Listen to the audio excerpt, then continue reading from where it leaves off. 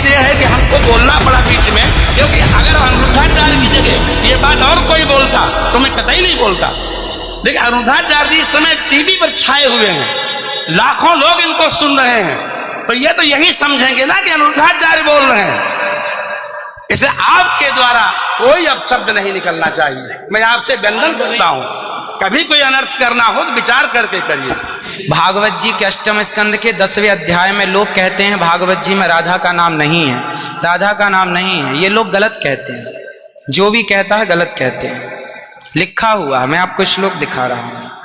भागवत जी के 8वें स्कंद के 10वें अध्याय में श्लोक नंबर 40 है, लिखा है उद्यतायुध दौरदंडई राधावंतो भटान मृधे। राधावंतो लिखा, स्पष्ट लिखा गुरुजी। ऐसा है, नाश मत करिए। आधावंत है, आधावंत में दौड़ते हुए, या संधि हो गई है गुरुजी। नहीं नहीं, ये गलत बात है। आप जो है आयुधों को लेकर के आधावंत। गुरुजी गुरुजी गुरुजी गुरुजी गुरुजी, हम तो आपके दास हैं, अनर्थ मत कीजिए ना। हमारे गुरुजी कहते हैं अयम अनर्थ ना ना गुरुजी, इसका अर्थ तो सुन लीजिए, इसका अर्थ तो सुन लीजिए।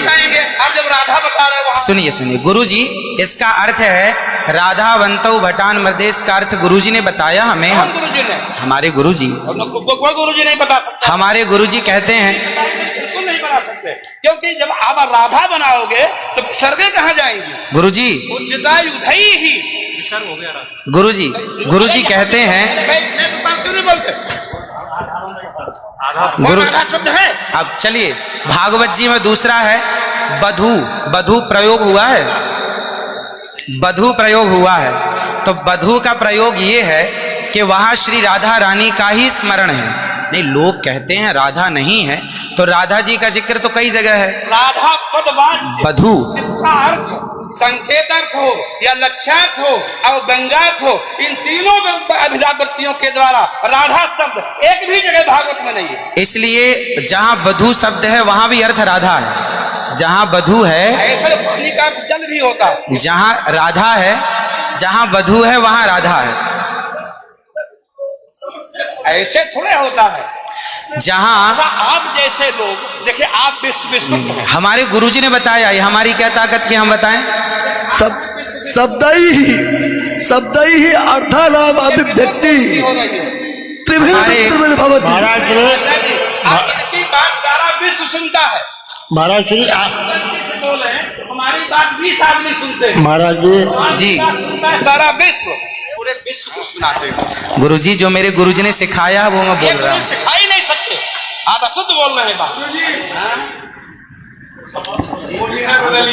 अभी श्री राधा और माधव जो राम नाम है, जो भागवत जी का अर्थ है।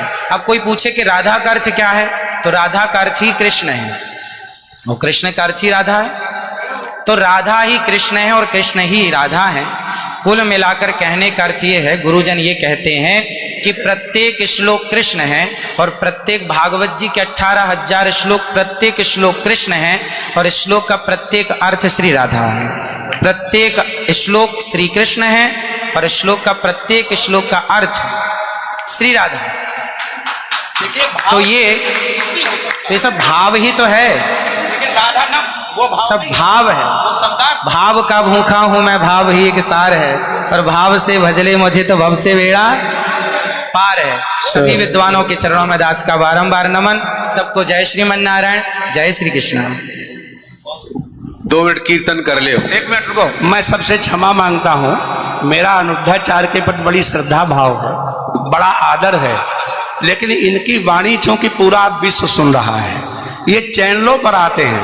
भाव जगत में हम कुछ भी कहें, लेकिन जब हम ये कहते हैं ये शब्द में लिखा है, तो वहां पर शब्द और अर्थ का संयोग, क्यों गिरा अर्थ जल शब्द बोध्यो व्यनक्त्यर्था शब्दोप्यर्थांतराश्रय एकत्व व्यंजकत्वे तद अन्यस्य सहकारिता। ऐसा हो ही नहीं सकता कि कोई अर्थ प्रकट हो और उसके मूल में शब्द न हो। वहां संधि है, मैंने आयुधों से युक्त होकर मैंने गदा तलवार तीर लेकर के वो राक्षस आधावंत दौड़े मारने के लिए। शुद्ध यही अर्थ है किसी अभिधा से, किसी लक्षणा से, लक्षणा तब होती है जब मुख्यार्थ का बाद हो। मुख्यार्थ का बाद हो ही नहीं सकता। सीधा स्वामी बता दें, विश्वनाथ चक्रवर्ती बता दें, अनुचार प्रकाश का बता दे, चूड़िकाकार बता दे, और छोड़िए उन बातों को। आपके गुरु जी के पिताजी ने भी टीका लिखी है, उसी पुस्तक को अभी मंगाया जाए, अगर उसमें राधा शब्द हो मैं मुंह नहीं दिखाऊंगा कभी। ऐसा हो ही नहीं सकता, अर्थ का अनर्थ। हाँ? नहीं, हमको कष्ट यह है कि हमको बोलना पड़ा बीच में, क्योंकि अगर अनिरुद्धाचार्य की जगह ये बात और कोई बोलता तो मैं कतई नहीं बोलता। देखिए, अनिरुद्धाचार्य जी इस समय टीवी पर छाए हुए हैं, लाखों लोग इनको सुन रहे हैं, तो ये तो यही समझेंगे ना कि अनिरुद्धाचार्य बोल रहे हैं। इसलिए आपके द्वारा कोई अपशब्द नहीं निकलना चाहिए। मैं आपसे वंदन करता हूं, कभी कोई अनर्थ करना हो तो विचार करके करिए। मैं और कोई बात नहीं, सबको क्षमा मांगता हूं।